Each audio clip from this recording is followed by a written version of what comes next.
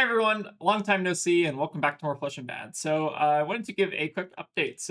Yeah, we kind of took a little bit of a break from the channel there to kind of do some pro quests over the weekend. Yeah, and I'm pretty happy with some of my results for the weekend. Yeah, for those of you who didn't catch my Blue Sky post, I ended up going 7-0 in Swiss on Zen in the pro quest at SCGcon Denver. And yeah, it was a pretty fun time. Unfortunately, I didn't get any more Zen LL points, but I am pretty happy with the top 8. And yeah, I did want to just kind of go over my results, go over like the deck list, and like kind of just talk about Zen in general. Yeah, so to get into it, I guess these are kind of like my matchups here. Basically, I think it was a 7-round pro quest. I think it was just under 100 people. And yeah, basically, I went on to go undefeated in Swiss, which again, I'm pretty happy with given the amount that I practiced for it.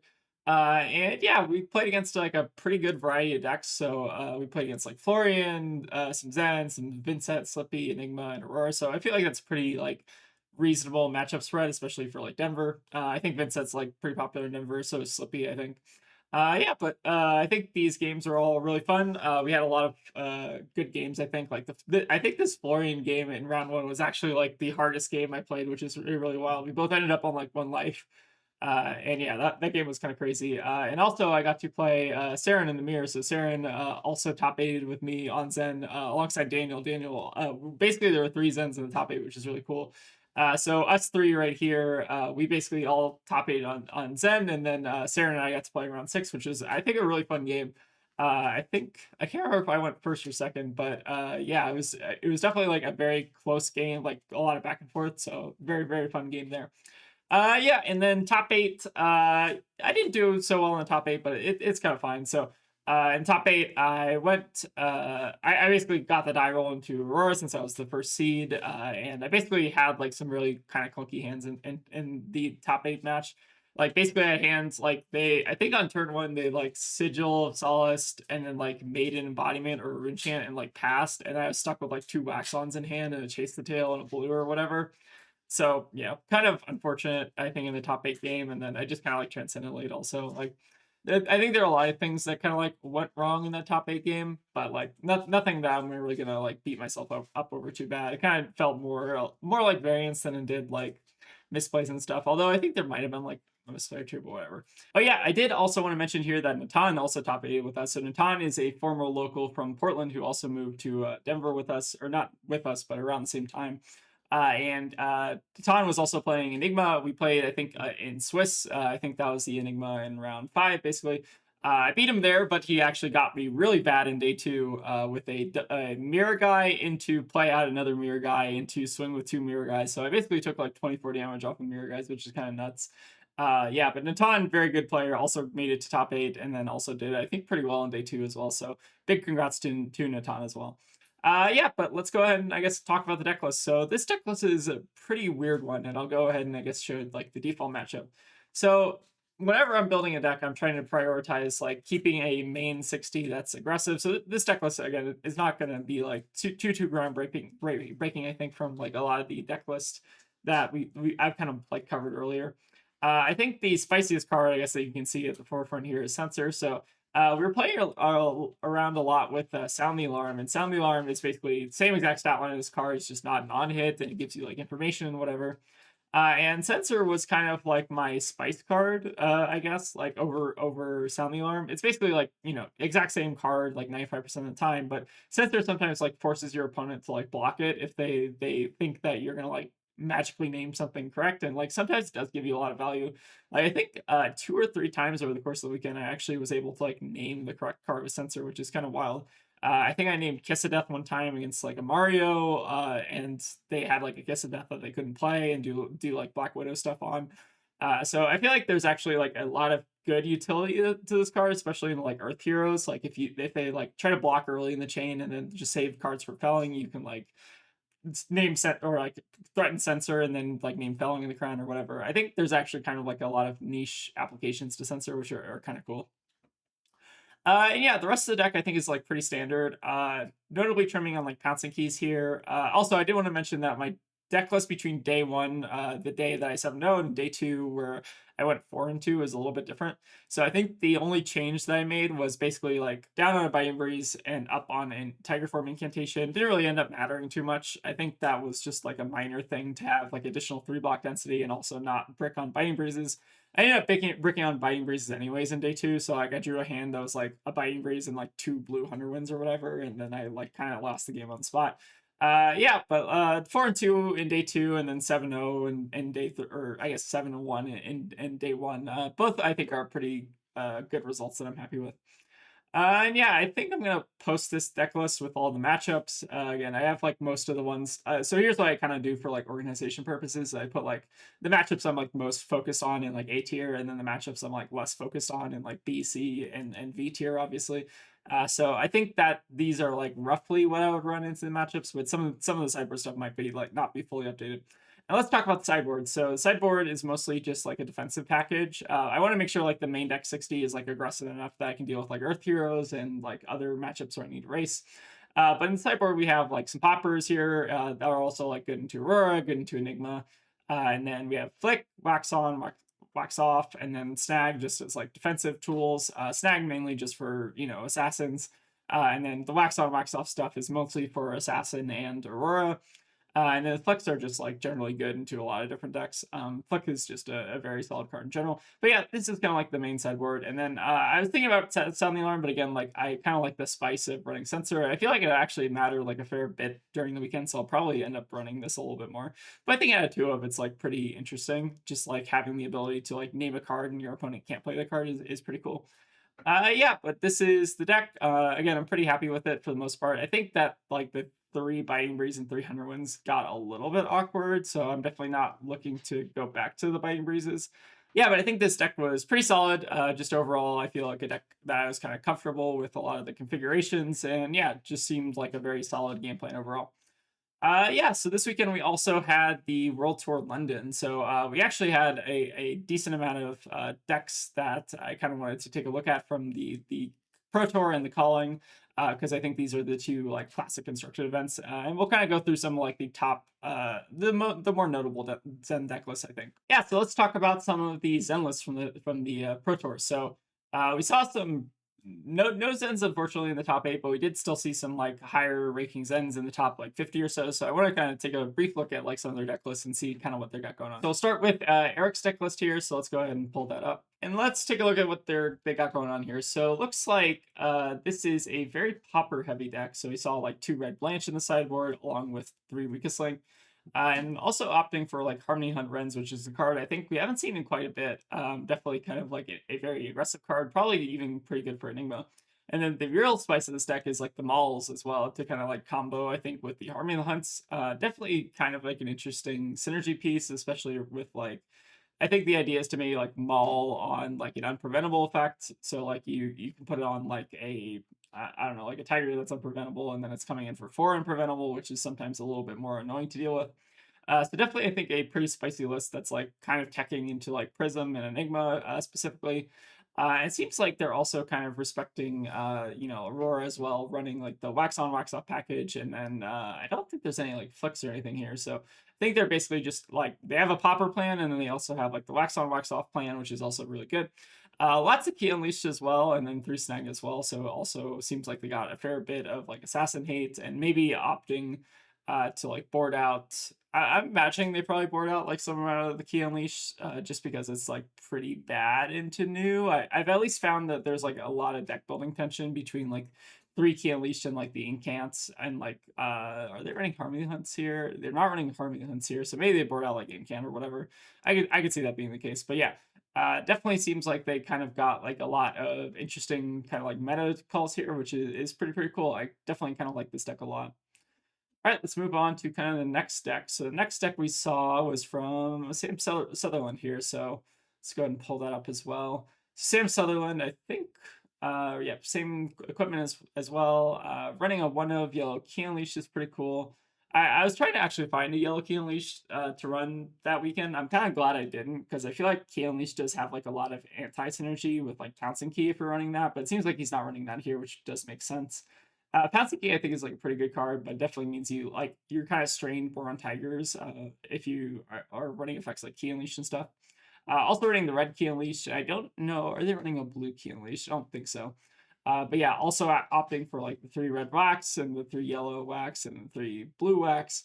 And then what else we got going on here? I've seen the trend of like 2 growl popping up recently. I kind of do appreciate this trend of just like you only need like 2 growl. You probably don't need like all 3 growl.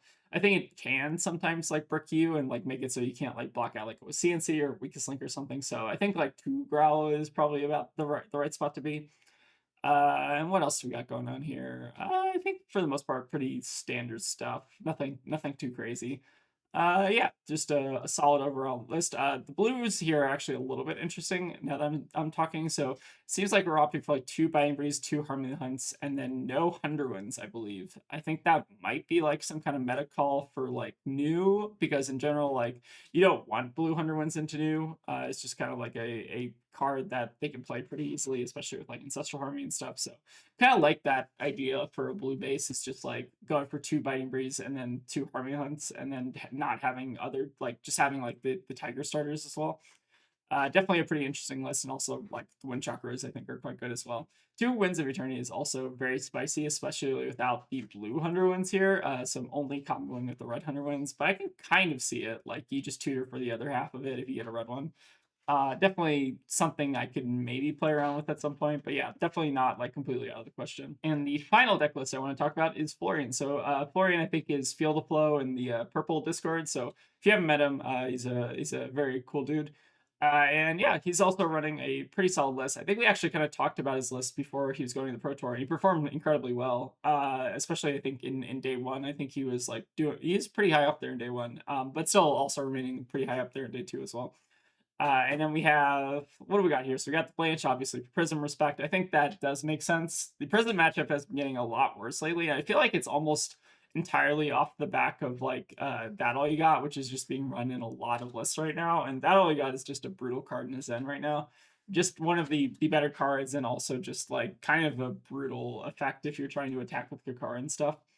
But yeah, his list seems like pretty solid. Again, nothing too crazy here. I think like the 2 spinning wheel kicks do make a lot of sense into decks where you want to be a little bit more aggressive. Definitely helps you like kind of unbrick in the same way that like Hunterwinds does. The one of Fluster Fist, again, small misplay here. I think you should be running a underwhelming Gust Wave there, but obviously it makes sense as well. And then for a blue base, I think this is kind of consistent with something kind of closer to what I was running, where I was doing like 3 Biting Beast, 3 blue Hunterwinds. No Incants here, which does kind of make sense. I've heard Incant described as kind of just a below rate card, which I do agree with, but just being a blue 3 block is kind of like low opportunity cost, I feel like. But yeah, definitely a very solid list. I think that there's a lot of good stuff going on here with like the blue Key Unleash as well. If you're not running like Incant and like Harmony Hunts, then the blue Key Unleash I think gets a lot better and like a lot lower opportunity cost in decks like New and stuff. But yeah, this list is, I think, really solid. Obviously, piloted incredibly well, and also, I guess one notable thing that's missing here is like the lack of wax on, wax off, which I think is good into like Aurora, but can definitely like be awkward into other stuff. Like I think you almost always want to run the 3 red wax and like the 3. I think there are 3 flick wax here as well. But into other stuff like I guess like the wax on, wax off stuff is not always like the best, right? Like it's pretty good to Assassin and Aurora, but like outside of that, like not too much in my opinion. So definitely think this is like a pretty streamlined list, at least from the looks of it. And next, I wanted to move on to the calling list. So Jude Cornett almost made it to top 8 in the calling London. And you know, Jude is a former local of ours, a very good player in general, even you know, a good Zen player as well. And he's also got a pretty solid list as well. Again, kind of following the similar trend of like cutting down on growls, which I agree with. One breed anger I think is very reasonable. I think I was on one breed anger for a very long time, and I just opted for 2 since I couldn't find a Key Unleashed. And then Tiger Eye Reflex has been seeing, I think, a pretty good amount of usage, especially over like the Pro Tour London. It looks like he's cutting down to 2 here instead of like the 3. I think he was running 3 at one point. I might have convinced him to go down to 2. I do think Tiger Eye is still pretty good, especially if you can like go second into things and they have to like attack into you. But sometimes I feel like it does brick you a decent amount. And then obviously going for the wax on wax off package. I think I like the ratio of 5 to 3 wax off. I think it's pretty solid right now. And then for our blues, again, no biting breeze here, which I think is also quite reasonable. Lots of pouncing key. So we have 3 blue pouncing key and 3 red pouncing key, which I think does actually make a lot of sense if you have like the tiger eyes, because it helps kind of unbrick that a little bit. And then kind of also looking at the blues, we got like 2 Winds of Eternity, which I think is something that Sam Sutherland was also running in the regular Pro Tour. But I've never really felt the need to have like a second Winds of Eternity. I don't know. Maybe it's just me, but Jude swears by the second Winds of Eternity, so I guess I'll have to trust him on that one. But yeah, these I think are the kind of more notable deck lists from the World Tour London. Again, I think it's very interesting to kind of look at like what people are cooking, and I think for the most part, there's nothing like super spicy. It's more so just like a bunch of stuff that I think is good into the meta, and a bunch of stuff that I think is just like solid overall. So like nothing too surprising or out there, or like new strategies or anything. Just a lot of different like meta sideboard picks and stuff like that. And it still like kind of warms my heart to see a lot of variety, I guess, in the Zen list, and just kind of like the different card choices overall. It kind of feels like a lot of things are viable still, and like there's not really a solid consensus on like what the best blues or the best reds, or like, it still feels kind of like Zen has always felt to me, which is just like kind of an unsolved deck. So a lot of cool stuff going on here. And with that, we are going to play a couple games today, but I did want to give like a channel update. So we're working on the LL documentary of Zen, and we're interviewing like a lot of people. We've got some like pretty big names in tab right now, so I don't want to spoil it too much. We'll put out a teaser at some point, but we basically got like I think 5 or 6 interviews lined up at this point. Um, Half of which we've basically already recorded, and another half that we're going to try to record over the following weeks. Basically, what I want to say is that we're going to be spending a lot of time putting together this Zen documentary, which is going to be like a full length documentary, which is really cool. It's probably going to be at least an hour, if not more. And it's going to be featuring like a lot of people from the Fab community that have had a part in Zen's history, whether that's through design or through like casting or playing the deck. Like we've got a lot of like I think pretty cool voices from the community that I think will shed a lot of light on like Zen's history and stuff. So that's going to be like the main focus for at least like the next month or so.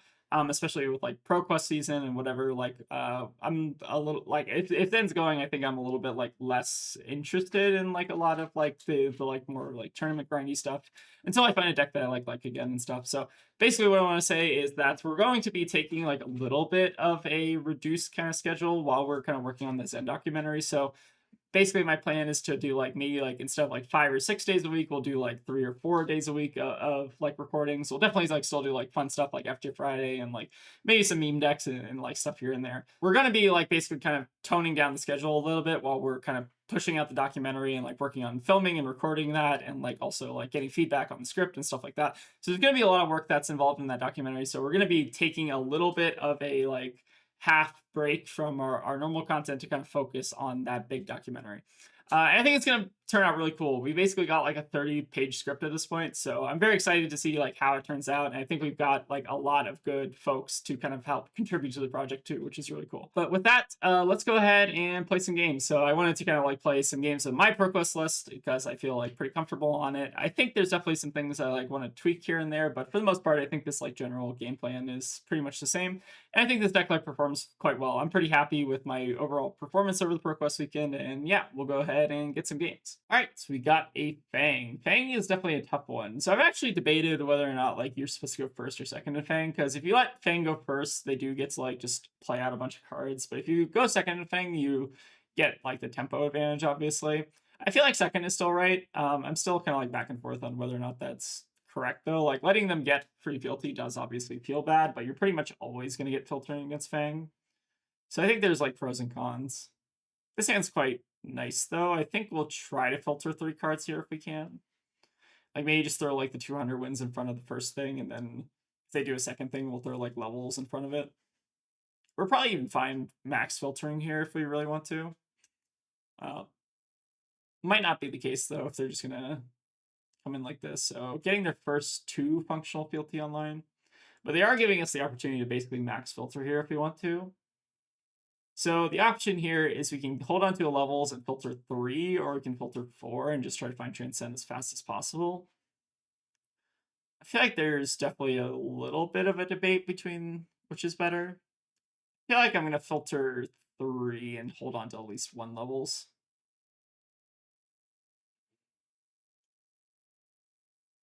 But yeah, this is kind of like the downside of letting Fang go first is that like you basically give them like 2 fealty and then it feels quite bad.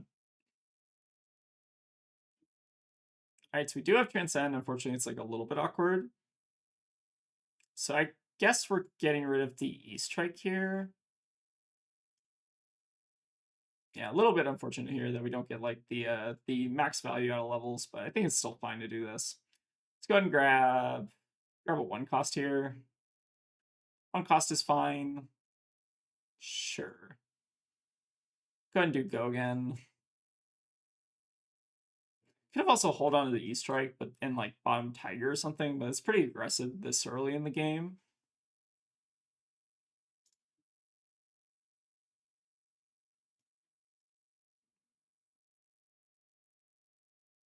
Could have also gotten a Mauling Key, and then we don't have to like play this Pouncing Key out immediately. But playing out the Pouncing Key is like also fine. Not sure which is better. Mauling might have been better just for the on hit, but it's pretty unlikely it hits anyways.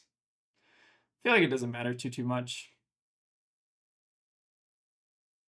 Alright, using Crown early is good because I do think I board in CNC against Fang in general.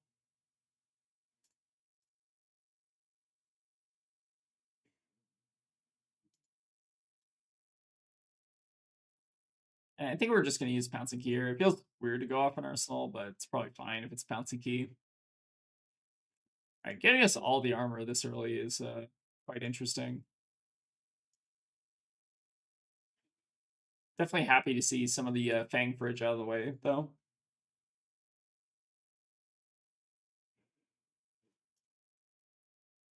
Alright, nice little hand. So this is the hand where we're going to probably just try to space out our Transcends. So if this is just a like Pledge Fealty or something, or like a Tooth of the Dragon, we can actually kind of get him here and like block with the Pouncing Paws. But I don't want to like commit too hard to like a blocking pattern, and that would also require us like double Transcend, which I don't want. So I think here we're just going to take it and let them get to 2 Fealty. Seems like they're a pretty Fealty heavy deck, so yeah, it seems like it is Tooth there. This makes sense. Seems like they have a lot of enablers, so maybe we don't have to worry too much about them getting to 3 Fealty. If they're like running a bunch of like inefficient cards like Relentless Pursuit and like Tip Off and whatever. Alright, so let them do whatever here. They have like on hit mark, I think it's fine. They are setting up the Vigor token for next turn, so even if they don't get 3 Fealty, they could pretty easily just start swinging in. So I think Grains is actually quite solid in Fang. Just a very powerful tool for letting you get daggers online while you're kind of waiting. All right, and seems like they're just going to keep an Arsenal here and pass. Seems good to me. So the question here is, do we want to go for the YOLO off Ancestral? I think we probably do. Then we just do like 100 wins plus like a 1 cost and not send in Kakara. I feel like a lot of Fangs are also running that all you got, so I feel like a lot less incentivized to Kakara into Fang if I can help it. All right, I think it wins. So what do we tutor for now? Huh. So we knew 100 wins, but then the Tiger becomes awkward. It's definitely like a weird sequence here. I guess we can still get like 100 wins and then maybe just end on it or something. We can also preserve and then we don't have to drop and then we have to save drop for next turn. Maybe that's still worth it though. Yeah, let's go ahead and preserve, I guess. We'll put levels back, I guess. Gain a resource, and then we'll activate Zen first so we can play the Tiger before we do a bunch of 100 wins. So get a red one, and then play out Tiger, which is just going to be used to buff on Shuko. I don't think there's a sequence here where we can unfortunately put like damage on the Tiger. I think this is still fine here. We get 3 into 5 into another 5. So like 3 card 13-ish. It's pretty good.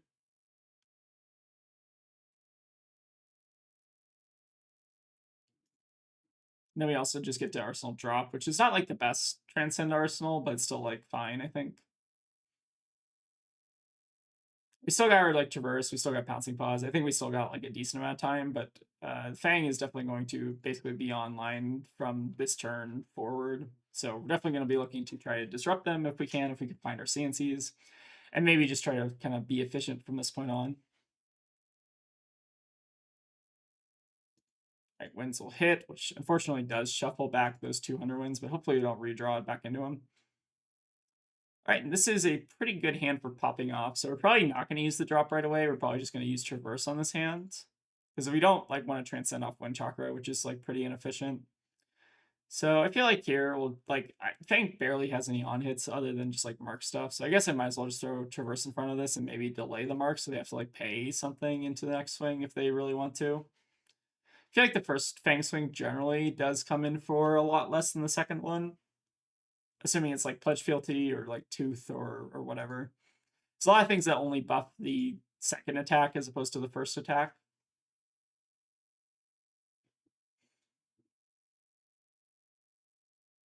But yeah, I think we're gonna basically kind of put our foot in the gas here.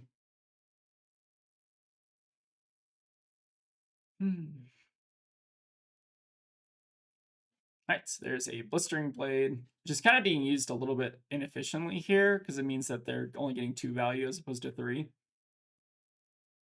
Definitely kind of happy to see that if they were like forced to use this to just get the mark through. It seems like maybe not. They also had the Scar Tissue here. All right, so they basically were going to get the mark no matter what. We blocked.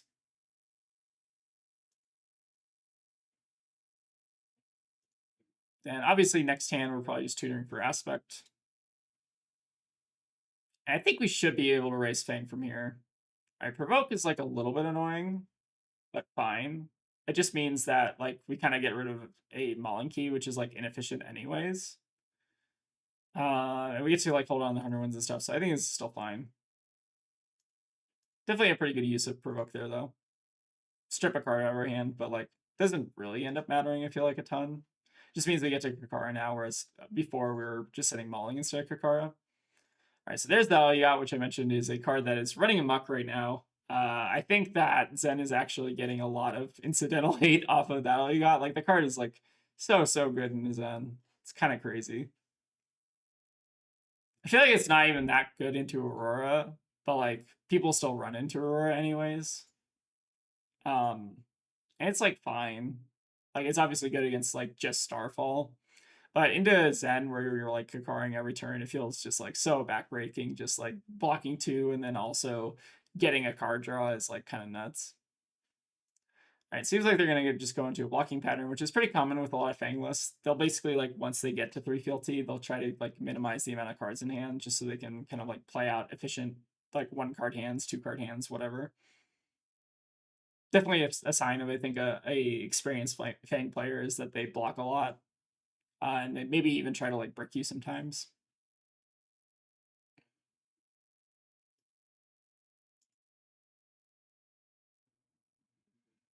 We still are getting over for 7. They're gonna have a 4 card hand, assuming that they don't block. So hopefully we can at least try to race that all you got. Although again, that card is just so good right now.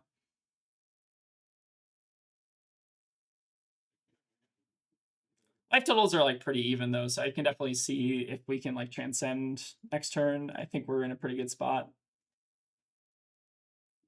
All right, this might be a little bit too much transcend, but we do have the Rising Sun to hopefully fix that a little bit. So I think we're just gonna go ahead and take all the damage here. We might actually end up using our Pouncing Paws this turn. There's Blaze, sure. At least they're not like swinging with daggers. Like honestly, some of these 0 for 4 attacks are like not crazy as efficient as like, or maybe they are about as efficient as swinging daggers, but like the 2 block is obviously kind of a downside. Guess we'll go ahead and block with like Pouncing Paws here. I kind of doubt they're on Snatch. If they are on Snatch, they got us, but like it's whatever. All right, so first Fire Vein, presumably coming in with second Fire Vein and maybe keeping Arsenal here.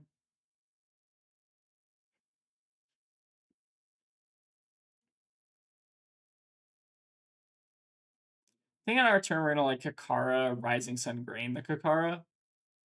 That maybe even plays around that all you got. All right, they are going to get the full modes on Long Whisker, which means they can swing it with Dagger another time if they want to use this card up. But if they want to like maybe play it safe, they don't use this card and just Arsenal, which does kind of play into what we want to do. All right, so we'll go ahead and swing with Takara here. I think our plan is still the same. We're going to Rising Sun Grain and then try to end on the CNC here. So we'll start with the Rising Sun and then do Grain. There we go. Gain a resource, and we're probably going to end up bottoming this chi here. Mauling Key is an unfortunate draw. Do we just end up keeping the chi in hand? Maybe. And then maybe we don't get a resource. So we're already attacking for 2. The Command and Conquer is going to cost 2. We can just get like a chase and not gain a resource. Or we could also IP with Chi. IP with Chi is not terrible. Maybe we do gain a resource. That's fine. Let that resolve. I think we're going to use our Pouncing Paws to just play out another chase here. Then hopefully we can maybe connect in with chase on the next turn. Although this, like, drawing too much chi is kind of unfortunate here because it means we're not going to get to use our drop in the ocean. But I guess it's kind of like a little bit of like too much of a good thing. Hopefully we can at least take them off cards since they block super early with armor. Hoping to try to kind of like punish them for doing that.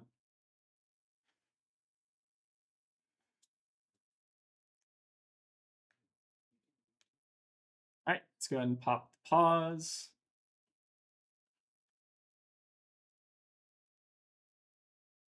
Yeah, I'm a little bit tired from the Pro Quest weekend right now, so play might be a little bit suspect. I also recorded like 2 games right before this where like both players left, so normally not super good recording content if they leave halfway through the game. But yeah, it's been a long week, especially with the Pro Quest this weekend, so I'm kind of taking a little bit of time to kind of recover here. All right, we got to chase into a CNC though. Can't complain. I will be sure to. I already saw a misplay from the comments, by the way, so I incremented the misplay jar. I think there was a misplay where I like should have done some blocking differently in like one of the flooring games. I think that was a definitive misplay. So any definitive misplay will increment the jar. And it seems like they had to react here while I was talking. So unfortunately, our CNC is not going to be used to great effect here.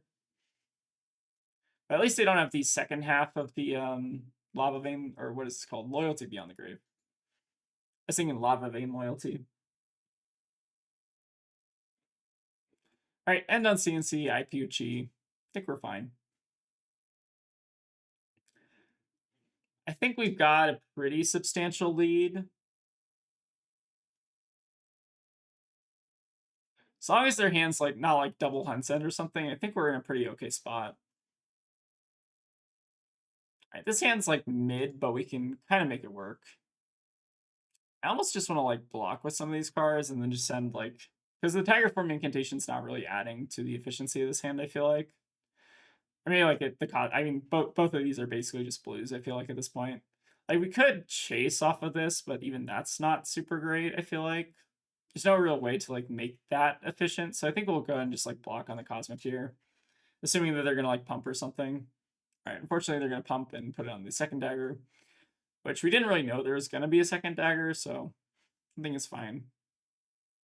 We're still gonna be able to do 2, 1, 5, 5, which should hopefully clear out some cards from hand.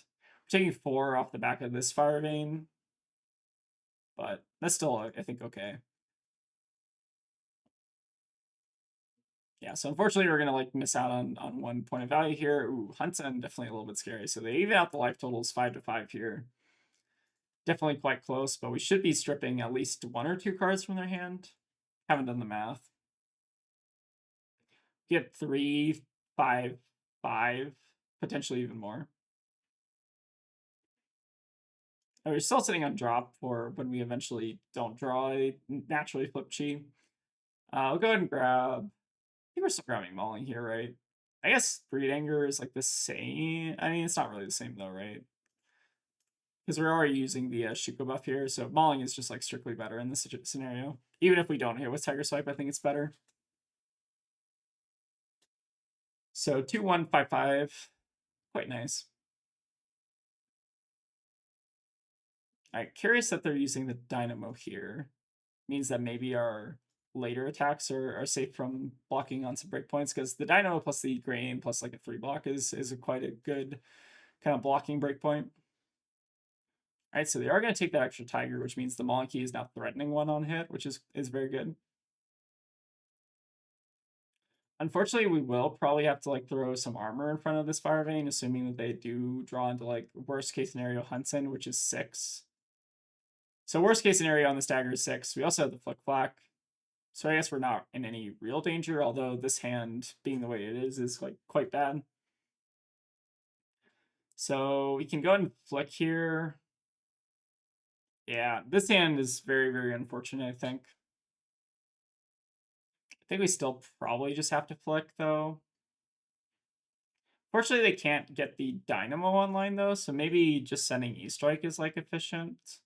I'm going to just block 5 on this. Like, don't really want to take a point of damage. The alternative is to do 5 into 3, which is 1 point higher. I guess that's probably worth it, right? We take 1 so that we can deal 1 extra, and maybe they just can't block it.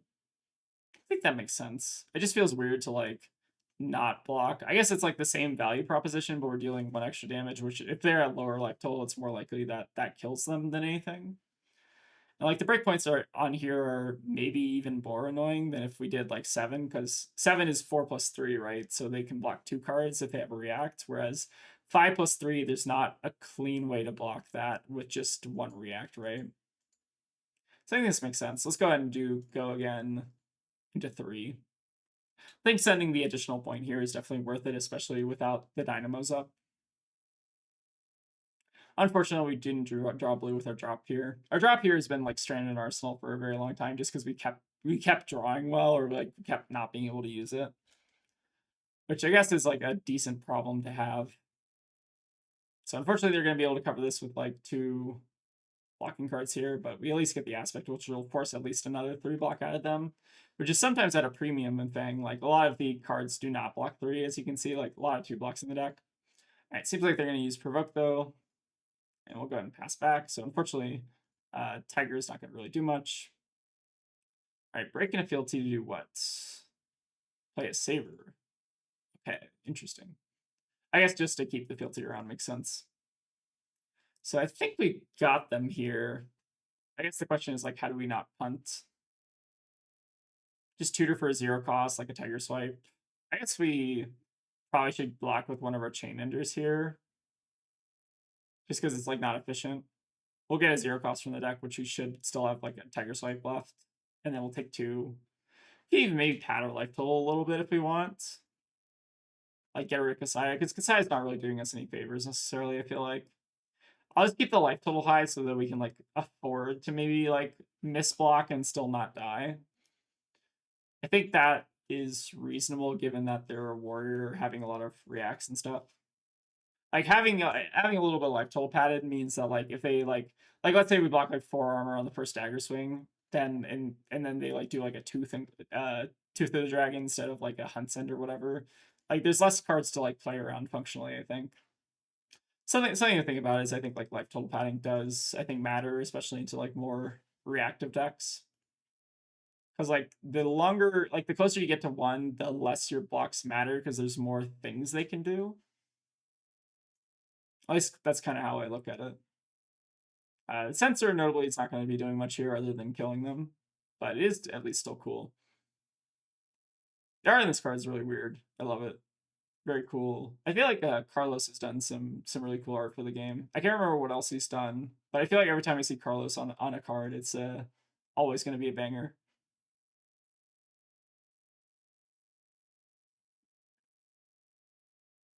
Yeah, I don't think they have a way to live here. Yeah, it seems like they have like Pledge Fealty, Hunt's End, and then we're just finishing on Censor. So definitely seems like we got them here. Let's take a look at their deck list. So that all I got's just been very, very brutal right now. Sigil's also quite good. It seems like they're also running a lot more like mark synergies, like the blue tip offs, the scar tissues. I think these are all like quite solid in Fang right now. But I still feel like Zen is a little bit favored in this matchup, especially if you see Chi early like I did. And we saw like a lot of Chi that game. We saw 4 here. We saw 5th in Arsenal, which we just never got to use, and then 6, 7, or I think this is 6 total, right? We had 3 plus 2, but yeah, 6 in total. So pretty high chi game, pretty good, and we're still able to kind of race there. I definitely feel like if you fall behind in chi, or if they get field T online super early, it can definitely be a little bit scary.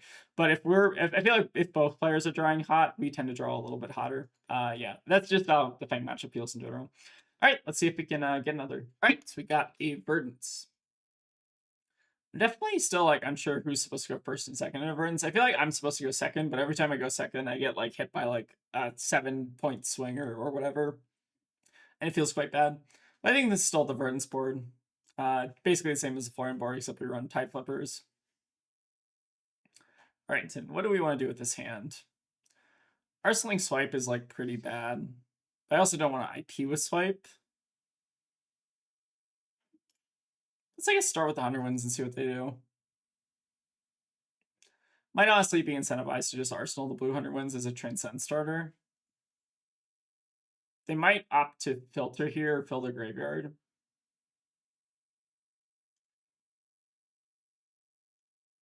I think we'll just go ahead and pass back. Hopefully you don't have like a fruits or something to get to like 3 cards in graveyard. I think this is fine. Hand's a little bit clunky here. Alright, so Rampant Growth plus Pulsing Aether Life. So we can pay a 1 at most in this. They have Surgeon Aether Tide. So what's the play here? We can do 2, 1, 5 on our turn, Arsenal Aspect, but I'm not crazy about that. I guess we are paying into this because we just like cannot use Tiger Swipe here, unfortunately. So might as well. And option 1 is to do like 2, 1, 5, like we said, or option 2 is like we can overpitch, do levels or something. Not crazy about that either, though. Guess we'll go with the initial play. We'll do 2, 1, 5 here, I think.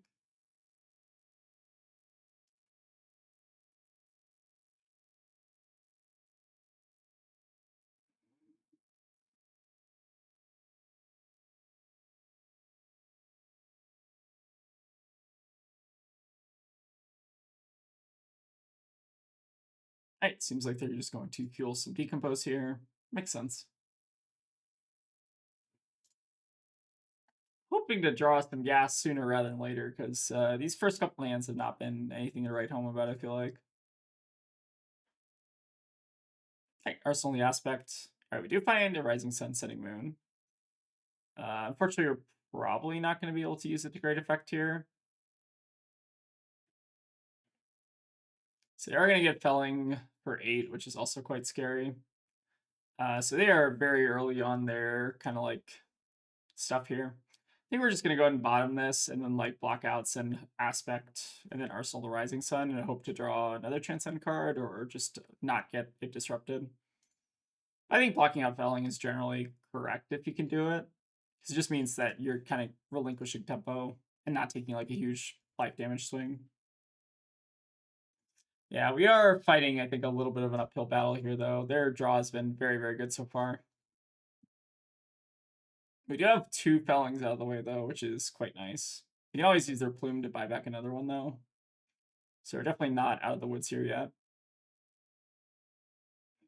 All right, more Transcends is good. So the question here is whether or not we want to double Transcend to just negate the damage here. And I think we probably do. Let's go Rising Sun Homage, see what they do. Get a little bit of life padding. All right, CNC is good. I think we're getting rid of the Mauling here and just keeping a blue heavy hand with Incants, which we can maybe use. We can't really use to get a Chase Tail. It's still like fine. All right, Heartbeat makes sense as well. All right, it seems like they're maybe just threatening something here and then just gonna go for Heartbeat instead. All right, so hopefully CNC is used to good effect here. Unfortunately, probably just gonna have to end up getting a 1 cost and an Arsenal the drop here. I think that's fine.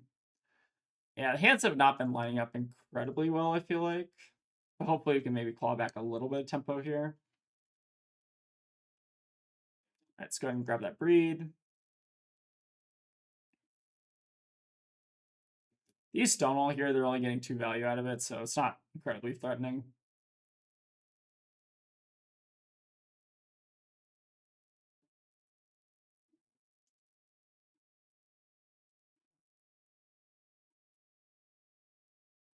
Alright, they are gonna maybe go, or they're thinking about going for it. I don't think it's a particularly good Stonewall. I think you're looking for, in general, at least like 3 value out of Stonewall. But in general, it's like quite bad. Don't think Stonewall is as good in this matchup as it once was. Alright, we finally got a point of damage through Jesus. It is felt like a very long time. Or I guess we did get a little bit of damage through here, but still functionally above 40, which is never great. All right, hopefully the CNC does end up doing a little bit of work. All right, seems like we maybe got him here, so get a root banner out of Arsenal. I'm happy with that. So definitely a very good swing for us, I think. All right, hopefully not another felling if we can help it. Okay, rampant growth also a little bit scary. All right, into a surgeon. So this is just 4 damage. I mean, could prevent this if we wanted to, because like we already have like as many transcend cards as we need at this point. We already have as many blues as we need at this point, right? So I don't think there's any real point in not transcending on our turn. Let's go ahead and put an aspect back just so we have like the maximum amount to combo with that. And then I guess we can get rid of their felling so they can't buy it back.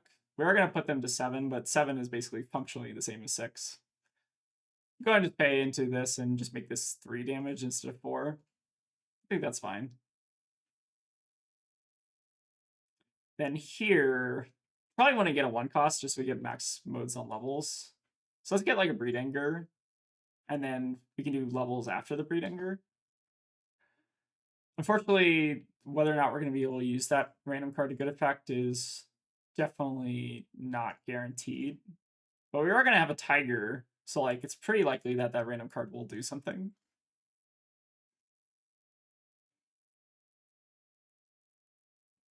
All right, block my Scour makes sense. And I'm finally beginning to claw back, I think, a little bit of tempo here. All right, drawing another Chi, very helpful. I guess we're probably just IPing with that at this point. Could theoretically make a Zen state, but it's probably bad.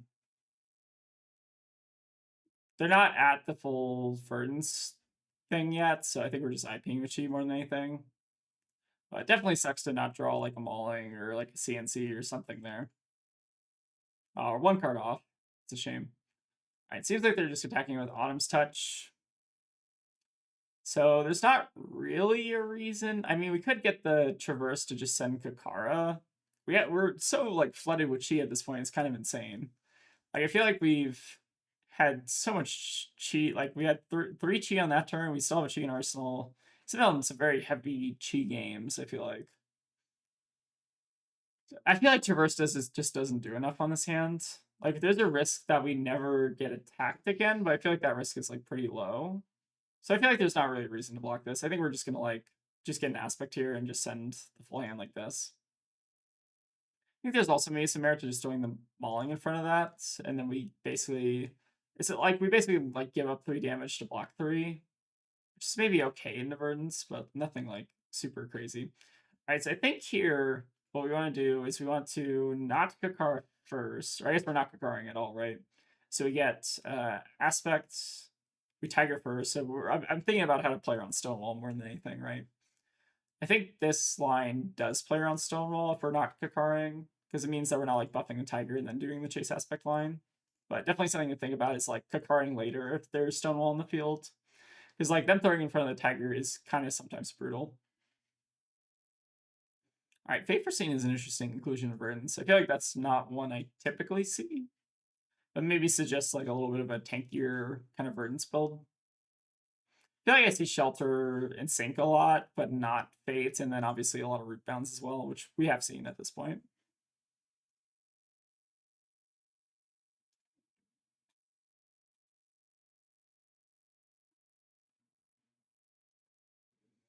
Right, they're fully online with their decompose. Definitely very good for them.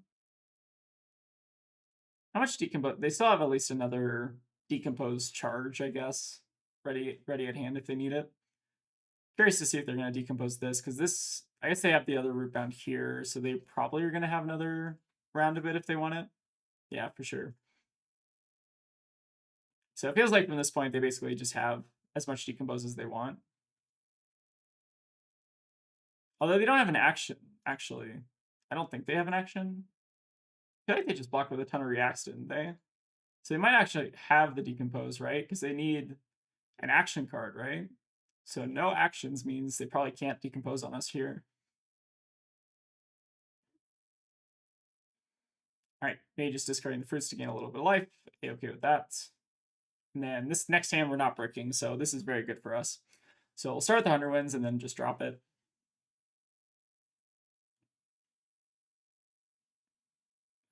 Pass on damage and drop. So we're now kind of, I think, hitting our stride a little bit in terms of just finding our transcend stuff, getting some good value. Could get a little bit aggro here and just get an aspect and then do like E-Strike, go again on the Tiger, aspect Tiger, Tiger Swipe Sensor. That's like the super aggro line. I kind of like it though. It does mean that we're using an aspect out of the deck, which doesn't like means that we're like kind of reducing our chase aspect combo. Maybe that's not the play then. We could also do E-Strike into just fetch another Tiger Swipe into Sensor. I feel like that's probably the safer line, and we don't have to keep an arsenal here because they still are running, I think, Plow Under, right? Yeah, they are running Plow Under, so we haven't seen 2 Plow Unders yet. I think that's probably fine. Yeah, we'll just get a swipe here, bottom the other swipe, and then I guess we'll lead off with it. Sure. Kind of a weird play, but I'm into it. You could Stonewall here for 2 if they want, but Stonewall is basically always for 2. So it doesn't really affect us here. This will come in for 3, but functionally, like, it's the same as if they blocked Stonewall on the buffed attack, right? Okay, so does this change anything? So this means we could potentially Arsenal. This means we can potentially Arsenal the E-Strike if we want to, and we play on another swipe. It's kind of tempting. I think that might be fine. It does play into Disruption, though. But we're only getting like 1 extra point of value if we E-Strike Gogan versus Tiger Swipe, so I think it's maybe worth playing too. They get the value on it, so be it. And we still have Traverse up, so if they're attacking into us, we're probably still winning anyways. We get to play out a Sensor, which can sometimes be like surprisingly backbreaking into Earth Heroes.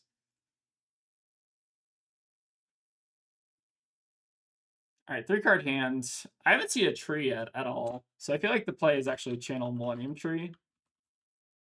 Where is it? Anyways, Channel Tree. Channel the Millennium Tree. Okay, I don't know why that wasn't showing up. Probably because I can't spell. For me, I wasn't including the. I guess that makes sense. But yeah, on a 3-card hand, I feel like Channel Millennium Tree is a pretty safe bet, especially since we haven't seen one yet. Curious to see if that's what they had in hand, but we might not get the opportunity to see it here. So it looks like they're getting back a Rampant Growth Life. Definitely scary. Go ahead and take a little bit of damage here, though. All right, another Rampant Growth Life. Or sorry, no, I think that's the one they bought back, right? So I'm gonna just take this, I think. Could have theoretically Zen stated here. All right, unfortunately, they do have the Arsenal Disruption, which is fine. Not much we can do about it, and our hand's still like pretty good, I think. They have used their Plume as well. I think that's like a pretty big win. All right, go ahead and lead off on the Growl. I think we ideally want to put the 2 damage on the Tiger buff, so it's not playing in the tree, or playing into the Bark Skin, rather. And I think we will just go off another Arsenal here. It seems like they do have a decent amount of Arsenal Disruption with the Destructives and the Plow Unders. So not the end of the world here to lose out on E-Strike. I think we basically gave up 1 point of value to try to keep an Arsenal, which I think is sometimes worth it. Like maybe we baited them into doing kind of what is like a little bit of a low value play, in my opinion. Like they still get a lot of points of value off of like the life gain and the incidental pings and whatever. But at the end of the day, it's just like a destructive Aether for 4. Alright, it seems like they have blocked with their first tree. Definitely curious to see if that... I don't know if we can know that I don't know if they kept an arsenal last turn. They might not have, which means that tree, that sensor might have done nothing. I think it's the thought that counts, right? I think that Channel Millennium Tree was a pretty good name there. And then we're basically like, they cannot attack us for the rest of the game. Oh, it seems like they did have a tree. I don't know if they had that arsenal last turn or the turn before, but I still think regardless, it's pretty decent play, I think. Yeah, sets are actually kind of gas into Earth Heroes sometimes. All right, and this hand's like kind of bonkers. So unfortunately, we never got the opportunity to use our Traverse this game, and we might not never get the opportunity to do it at all. But I think we're still just like kind of outvaluing by drawing into 2 Transcend cards in Chi anyways. So I think we'll do Drago here. All right, draw into another Chi is pretty useless. But we might just make it like a Zen State next turn, or this turn, honestly. Given that they're not attacking into us and also just like probably trying to kill us. They haven't used their Bark Skin at all, which is also super weird. Maybe they feel like they need to like keep cards to just like tempo kill us at this point, but like it seems bizarre that they're not using one of the best pieces of equipment in this matchup, honestly. All right, so they get their embodiment, and they also fate. A-okay with me. I think we will just end up making a Zen State here. Also, like, disincentivize them from, like, gaining a bunch of life and whatever. Probably have another react as well, sure.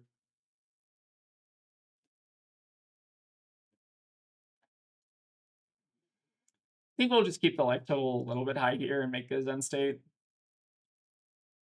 I don't think there's any real reason not to, and it sticks around for a couple turns, so should be quite useful. All right, and we're kind of just drawing gas at this point, so I will happily take it, though. Don't think there's any real reason to pay into this. If they spell us, I still think that's fine. They have to try to kill us now through a Zen State, which is a pretty tall ask. And then we also just have a Chase Aspect levels turn with full nodes, so they're really going to have to try to kill us here. We do notably lose the resources out on this, but we could just like draw into a blue anyways. So do draw buff. Draw new E-Strike is fine. All right, using up that last Sparks in charge, maybe just try to kind of save a little bit of damage here. I think we're going to just go for it, though. They're going to Seeds. It seems like they're not going to be able to try to kill us on this hand, especially without like Waning Moon. Their ceiling is pretty significantly reduced.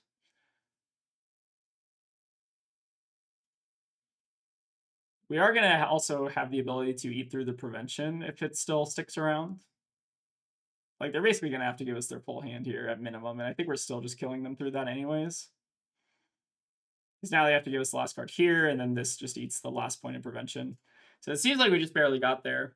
Definitely a scarier Verdance game, just because like eventually they're able to pivot into not attacking and traverse, which is sometimes like what they end up doing. But they still just have like so many attacks left in deck. Like I don't know if that is necessarily like a viable strategy. It means they can't play any of their CNCs and they can't play any plow unders, and like just is like super kind of bad for them. But I think like I'm curious to see, Tegan maybe watch that back and tell me if that sensor actually did anything, but I think that sensor actually pulled in a lot of work, which is kind of cool. That was able to showcase what the idea is. I think this card is like really good in Earth Heroes right now, and also quite good into just like Assassin, and good into obviously the Mirror as well. I don't play into Aurora specifically just because they have so many cards that are just like the same 0 for 4 but with a different name, so it doesn't really matter in that matchup as much. But I think it's like randomly good into a lot of heroes, and people will respect this card. So if you can get some bad blocks out of your opponents, I think it's also quite worth it. All right, well, I think that's probably going to wrap it up. So this is my secret Zen list, which again, it's not super spicy, but we are running the sensor, which is like a little bit outside of the normal kind of list. And I think I like it. It's a card that I played, I think, in my first like ProQuest winning Zen list, which was really cool. So I'm happy to kind of play with it again. I think it's just kind of like a pet card of mine.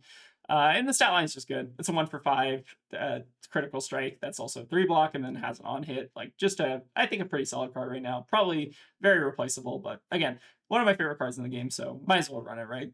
Yeah, that's the Zen list. I think there's definitely some room for improvement here, specifically in the blue base. I'm not like super thrilled with some of the stuff I got going on. I maybe want to change a couple things around, but I think the list is still solid. I feel like I piloted or I can pilot this list quite well, so I might just run it as like a comfort list. And I think there's kind of like a lot of good, just one ofs, two ofs, like some good stuff going on in this list. So I hope you all enjoyed the list. Thank you all for watching. And again, we are going to kind of probably over the next like week or two or so, we're probably going to take a little bit of a reduced schedule to kind of work on some other fun projects. So hopefully y'all will stay tuned for like the Zen documentary and then some other stuff we're working on. I'm also working on like a couple collaborations and stuff, which will be cool. Yeah, thank you all for watching, and I'll see y'all next time. And a special thank you to all the folks who decided it would be a good idea to give us $2 on Patreon. We really appreciate the support, but it's obviously never required.